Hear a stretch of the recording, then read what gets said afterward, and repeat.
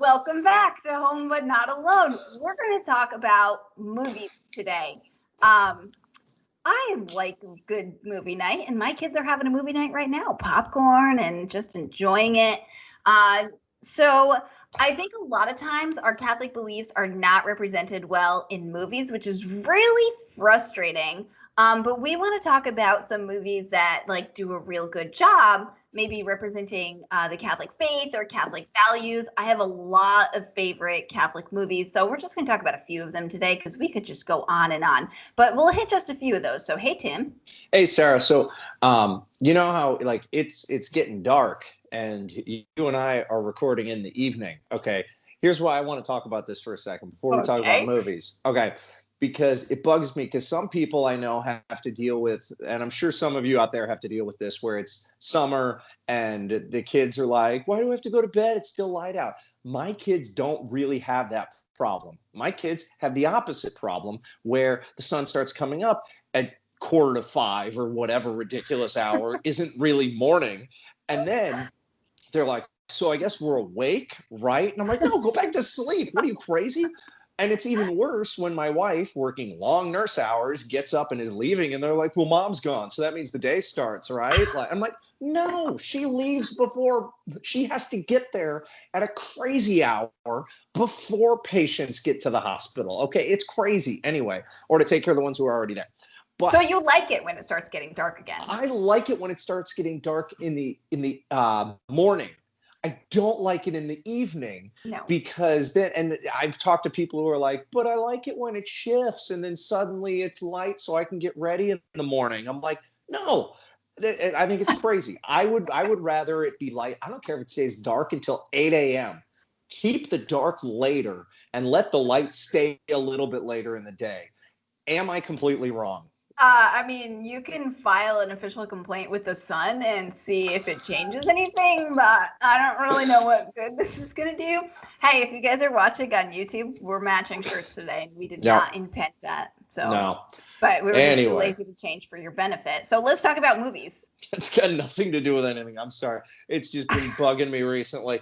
All right. So in 1995, Pope St. John Paul II, he celebrated the 100th anniversary of cinema by releasing a Vatican list of 45 important films or 45 great films or whatever it is that, people call the list different things. Why is he so cool? You know what? I feel like every now and then, because I don't have issues with anybody who's been Pope since 500 years ago or 1,000 years ago or whatever. But whenever somebody takes issue with someone from currently or 50 years ago, I'm always like, I think most of us are just like, John Paul II was such a gift that we forget that not everybody is John Paul II. That's how I see it. But some people are just normal. Then some people aren't John Paul II. Okay, that's just the way it is. So he comes out with this list. Comes out with this list, and the list of films, 45 films, it included 1959's Ben-Hur, 1946's It's a Wonderful Life. I haven't seen it. You haven't seen It's a Wonderful Life? That surprises me. I know it's fine. That surprises me. I need to see it. I can't stand when people do the what, you haven't seen it. I'm like, that devalues the person. They got other stuff to do. Anyway, 1982's Gandhi and 1993's Schindler's List. Have you seen either of those two? No. Mm-mm. Okay. Gandhi is really long, but really well done. And Schindler's List is a movie you do not watch when you are struggling with depression, because it is a very intense movie about stuff that happened during World War II that I'm going to be careful what I say in case children are listening. So as I've mentioned before, or as I've mentioned in my life, I should say, as we've talked about, as you mentioned before, much of our popular culture looks down upon being Catholic. And I have wanted for a long time for there to be Catholic movie companies, and there aren't, because we're too busy, I don't know, with hospitals and schools and all kinds of stuff. Priorities. The American Catholic Church is not throwing its money behind cinema for some reason. But I do think that when we do get good Catholic films, when we do get great Catholic movies, or just movies that have Catholic themes or accurately presenting Catholic characters. I think I don't know, I get excited. So let's talk about some of these movies. Let's dive into this. But so the first one I wrote down, because I know we both wrote some down, was Lilies of the Field. And it's from 1963. It's Sidney Poitier, an unemployed construction worker, stops at a remote farm to get water. And the farm is run by a German Mother Superior and some other Eastern European Catholic sisters who speak very little English. Okay. And the Mother Maria, she believes that the man was sent by God to build a much needed chapel. And frankly, it's just a great movie because the man who comes to trying to remember what his name is, Homer Smith. He comes to, and he just stops to get some water there because his car radiator's having issues. And the mother's like, well, I prayed for God to send us a man to help fix all this stuff. And here is a guy who is a contractor. And so he's going to do this, right? And she kind of doesn't take no for an answer.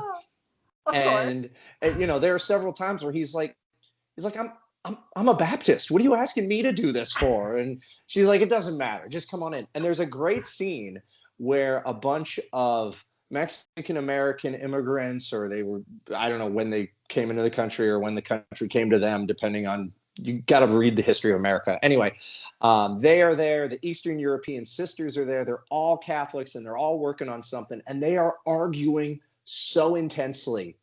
They are arguing about, well, how many stones to the height of the ceiling and where's this and everything. And the Baptist, who actually knows what he's doing, is just sitting back smiling. And I thought, that looks to me like a lot of parish council meetings, except without the Baptist. It just looks like a lot of situations where you put a bunch of Catholics in a situation and we're all arguing. And I'm like, this was written 50 plus years ago, but it looks like it could be happening today. Still accurate. But it's a fantastic movie with good characters. Yeah, that sounds like something I would enjoy. Yeah, I really like the old, the old Catholic movies. Yeah, and I know that there was a time where if you represented a priest or a sister or a brother in film, it was with reference, and that's often not the case anymore. As Fulton Sheen said in one of his last talks, he was saying that, we've reached the end of Christendom, whatever.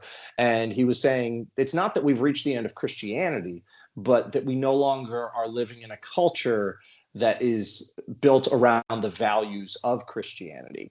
And I agree with him. True. It's hard for me to disagree with Fulton Sheen. He knew his stuff better than I do. Yeah, right. So yeah, sometimes we have to go back to these older movies to see the positive or accurate portrayals, but not always. So here's an old movie that I like. Yes. I Confess.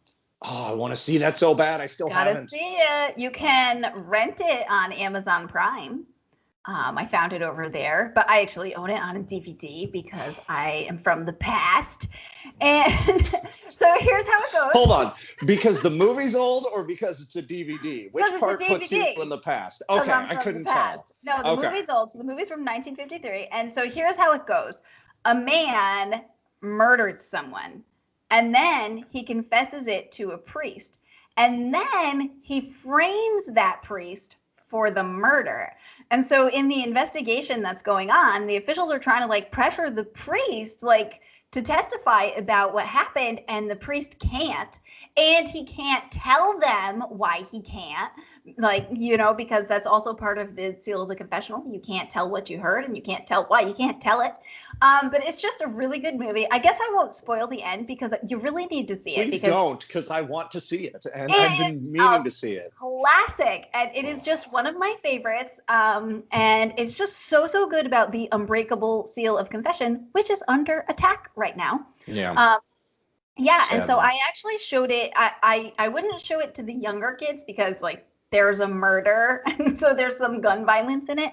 But I let my 9-year-old now watch it, Because now he's receiving confession, and sometimes he gets worried he's going to get in trouble when he goes to confession. So my husband sat with him to watch it, though, because some of the things like he needed explained to him. You don't want to just watch it without explaining things, but I think it's a really good movie for older kids. And just for adults, it's a really good reminder about the unbreakable seal of confession. Excellent movie. If you haven't seen it, you gotta. Oh, I was told years ago to see it, and I just haven't gotten around to it. Here's another one, 2011's There Be Dragons. Now, this is what I would call an okay movie, but it's about it. Disclaimer. Well, yeah. If you're going into it thinking, oh, Tim recommended this movie. No, I said it's Catholic. I didn't say that it was you're going to be like, oh my gosh, that was so good. All right. Okay. It's about Saint Jose Maria Escriva, sort of, okay, in that they take not just his life, but they take what's going on with like the Spanish Civil War and everything, and they tell the story of everything that's going on through a fictional childhood friend, through the lens of a fictional childhood friend. So that you see some of him, you see a lot of this friend, but it really does paint a fantastic picture of what was going on during this saint's life. And I think a lot of times we learn maybe about the saint, but we don't necessarily understand what was going on. I think that's one of the things I have found so appealing about St. John Paul II is that learning about what he went through, what was happening during his life related to World War II, related to communism, different issues that were happening and how they affected him. That helps me see this man and look at pictures of him and, remembering seeing him in person and the joy. And I'm like, this man had all this joy. And yet he went through all that, and it gives me more context. So I think it's like a historical fiction. Like I kind of like that genre. Yeah, usually, and there is when I read books, but there is a really good scene. I'm not going to spoil the whole movie, but I will say there's a really good scene where they're trying to smuggle Father Jose Maria out, and he doesn't want to leave, and they convince him to be smuggled out, and he's dressed not like a priest. He doesn't like that. But then as they're getting him out to the car, there are some rebels who find another priest and immediately he's gone. They just kill him right away. And there's no hesitation. There's no anything. It's you're a priest, you're gone. Oh, and the reality of that world, I think, helps me to understand Saint Jose Maria a little bit better. So anyway. All right, here's another one. The Scarlet and the Black. This is from 1983. I just found out today it's included on Amazon Prime, which is awesome because I haven't seen this movie in years and I want to see it again. So I'm not going to tell you the ending because I don't remember it because it's been that long since I've seen it. So this isn't a movie that I would show to kids. It's about a priest who crosses the Nazis. And so the Nazis vow to kill him the next time he steps out of the Vatican. So he lives in the Vatican. And they said, if you come out here, you're done for. And it's really, I really loved this because it showed his bravery, in the face of evil. So he kind of taunts them, he comes out in the open within the walls of the Vatican. And then he starts sneaking out in disguises. Etc. So it really shows his courage and his bravery as a Catholic priest, in the time of the Second World War. But again, it's been years since I've seen it, so I don't remember the ending. We're just gonna have to watch it to find out. But I remember always loving this movie. For the record, I Lilies of the Field I mentioned earlier is available on Amazon Prime. That's how I rewatched it recently. Yeah, so I'm gonna look it up then.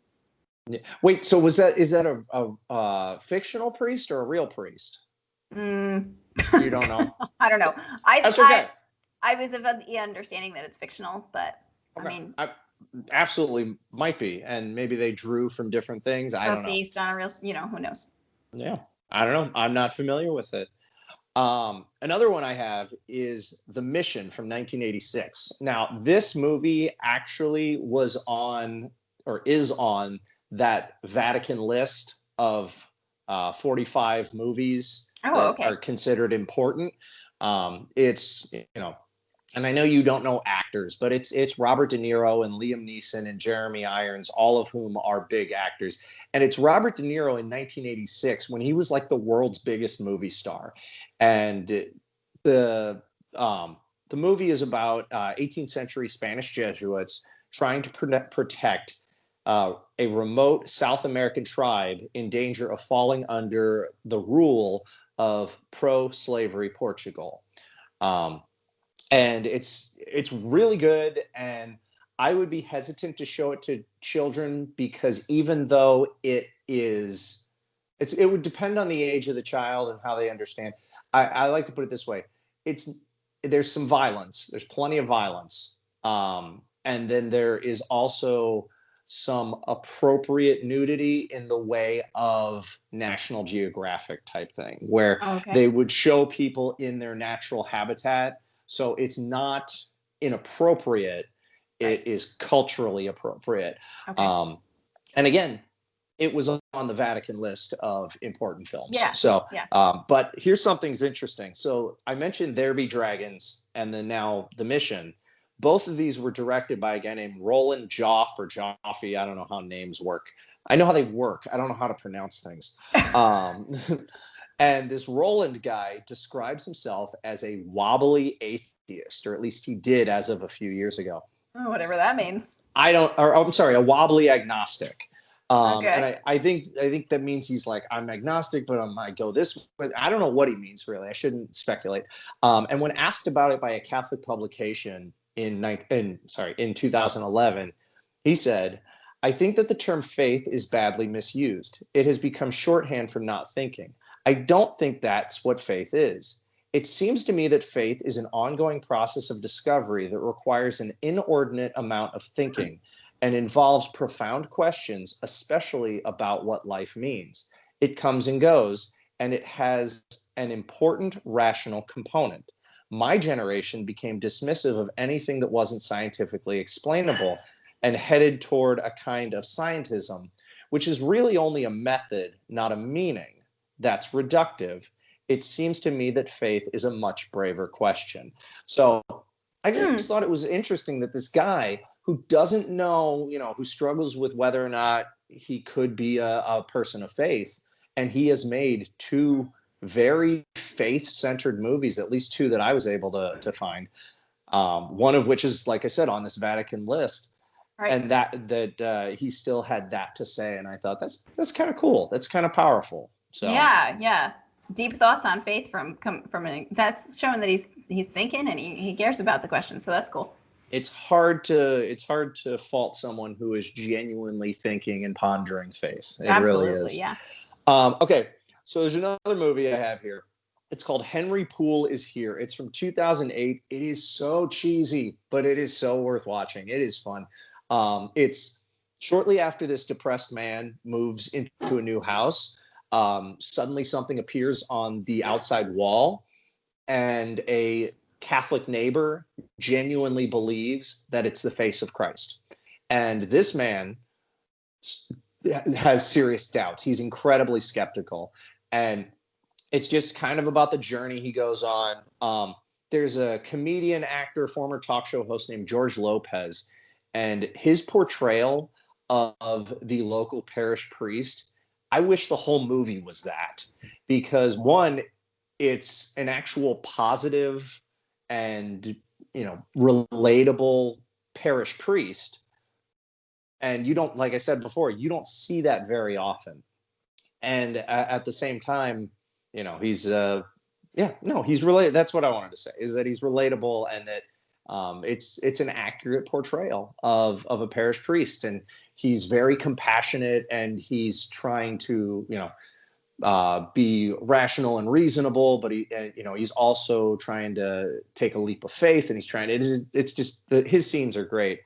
That's good. I get so mad when the Catholics in films are like, these are not what Catholics are usually like. Like, that makes me so mad. So that's always good to hear a good portrayal. I would say the plot is fairly thin, but the character, well, and that happens with some movies. You don't need a super complex plot. but the characters are worth watching. Luke Wilson, who plays Henry, he plays a person who is struggling so well. And if you've ever struggled with depression or you've ever struggled with a crisis of faith or any sort of thing, there'll be a degree to which you can relate to this guy. He seems legitimately human, unlike some movie portrayals. All right, what do we have next? All right, so next, let's see. I want to talk about the movie Don Bosco. That's from 1988. It's available. I actually found it on Formed, so you can watch it on Formed. Another one of my favorites. This one, I think it was originally shot like in Italian or something, so it's dubbed over in English. So if you don't like that, I'm warning you now. But it's always been one of my favorite movies because Don Bosco's always been one of my favorite saints. And he has this compassion and like this, he's so compassionate and so loving to these boys. And I mean, he was in real life. And it just comes across so well in the movie. Like they did an amazing job just showing how he transforms the lives of these boys just by loving them and teaching them and being welcoming to them. And the actor, I think, I mean, I don't have any clue who it is, but I think he kind of even looks like John Bosco too. And that's something that I really love because I just love, like, I love John Bosco's face. I love John Paul II's face. Like you can see their love for you in their face, like when you see their faces. So I thought it was kind of neat that the actor kind of looked at a little bit like him. Again, this is not one that I'm quite ready to show to my kids because there's like some themes that I'd like them to be older before they see it. But I really, really love this movie for the way that it portrayed Don Bosco's just kindness and love. So excellent movie. If you haven't seen it, get on Formed and go see it. Yeah, I just looked up the guy. He's an Italian actor I've never heard of. So, yeah, Flavio Insignia.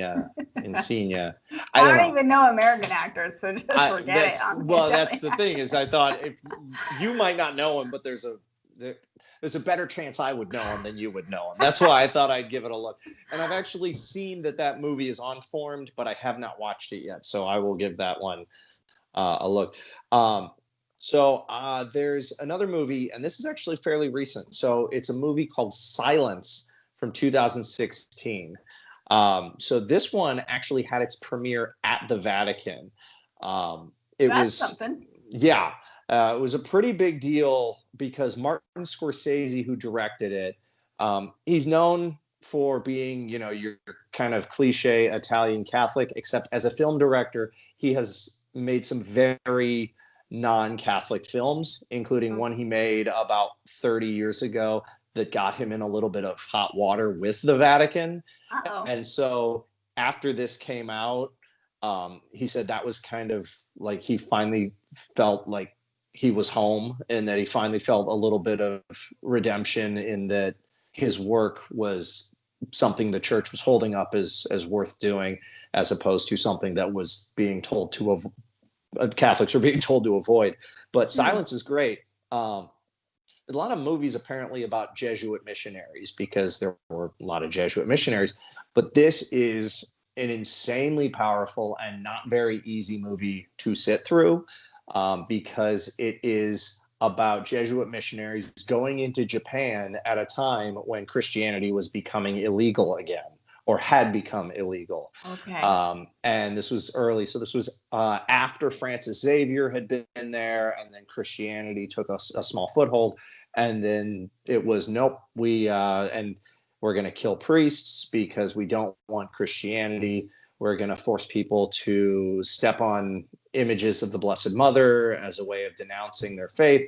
And so it's very powerful. And it also has 3 fairly big name actors in it, including Andrew Garfield, who up until a few years ago was Spider-Man. So that's not nothing. And gosh, now I'm totally you should blanking. see my face.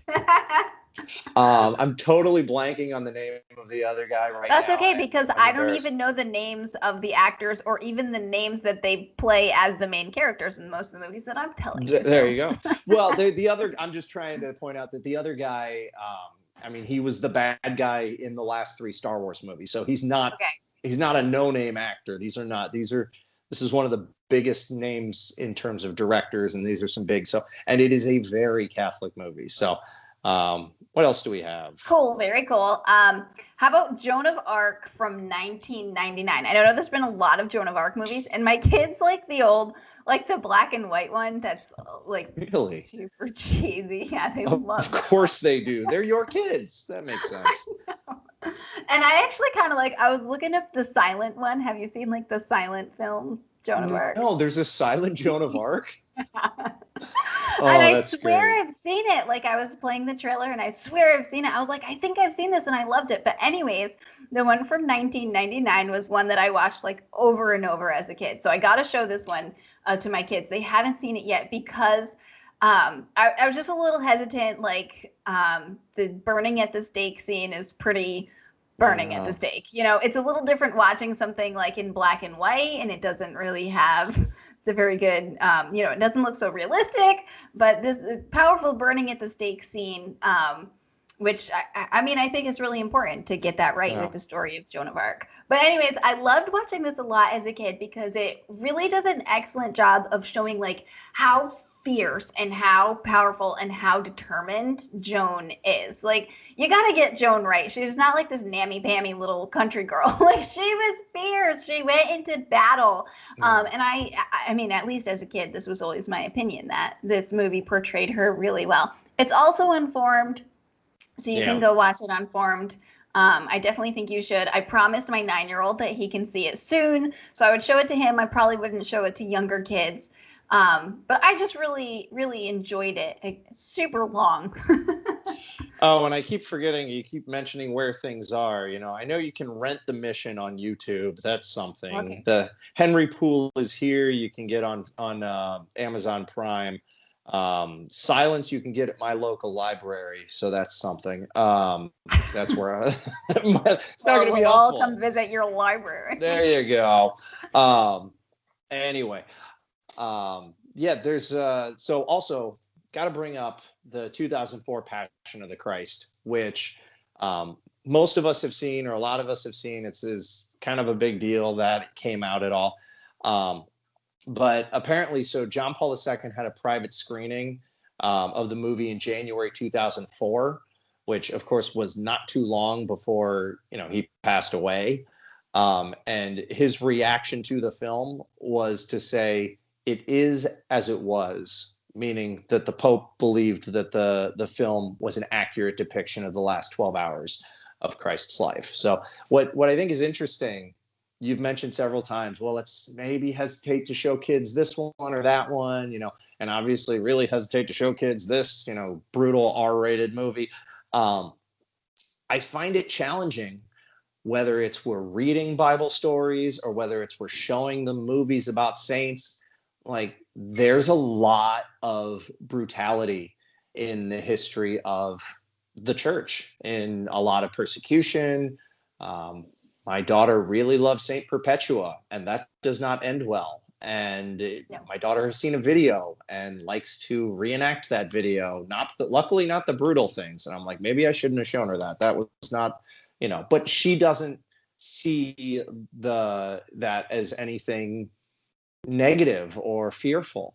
But I'm always a little hesitant when showing things, or I'm always extra discerning, I should say, when showing my children, or when I'm interested in showing my children something, or reading specific stories out of scripture. There was one recently where my daughter handed me a kid's Bible and said, "Oh, read this story." And I looked at it and it's like, oh, well, this is Abraham sending Ishmael away. And then Ishmael's like, "I want to go home, but we can never go home." I'm like, I'm not reading that before bedtime. That's not happening.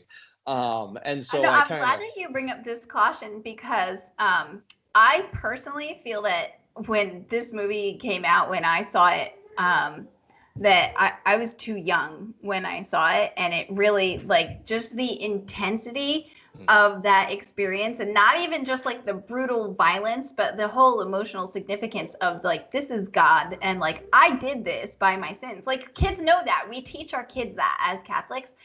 It was too much for me. And I had to go many years before I could see it again and handle it, not only visually, but emotionally. So I do think it is good to caution parents, like, you do not have to show your kids the Passion just because it's about Jesus. Like, wait until they are emotionally and spiritually and mature enough so that they're ready to handle it. But I think that's, it's very good to have that caution and discern for your kids. And just an affirmation of any parents who might be struggling to figure this out is, it's okay to discern for yourself what your kids are ready for. We've talked about this before, about how you have to take, what is that individual child's personality? What are they ready to handle? Also, obviously, what is their age? But a variety of different things. What is their maturity level? So there's all kinds of different things that you as a parent get to make that decision, and don't let other parents pressure you into making that decision. Or don't be like a certain teacher at my grade school who decided to show an R-rated movie to a bunch of 11 and 12-year-olds, whatever. Anyway, without parent permission. That did not go over so well with certain people. But it's important to be that discerning factor, rather than just say, oh, everybody's watching this and therefore I'll show it to my kids. So if you're at all saying, oh, I don't know if my kid's ready for that, trust your judgment, trust your gut. There are obviously a ton more movies we could talk about, but maybe you guys can leave us a comment with some of your favorites. If we missed your favorite Catholic movies, let us know, either over on YouTube, leave a comment, or on social media. And we will try to put that Vatican list in comment sections and up on social media if we get a chance. If we get that a chance. That would be my job. I will do that. Sorry, Sarah, creating more work for you.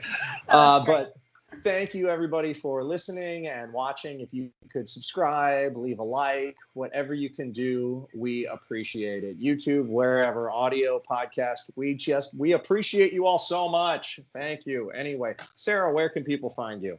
ToJesusSincerely.com is my website, or on Facebook and Instagram at ToJesusSincerely.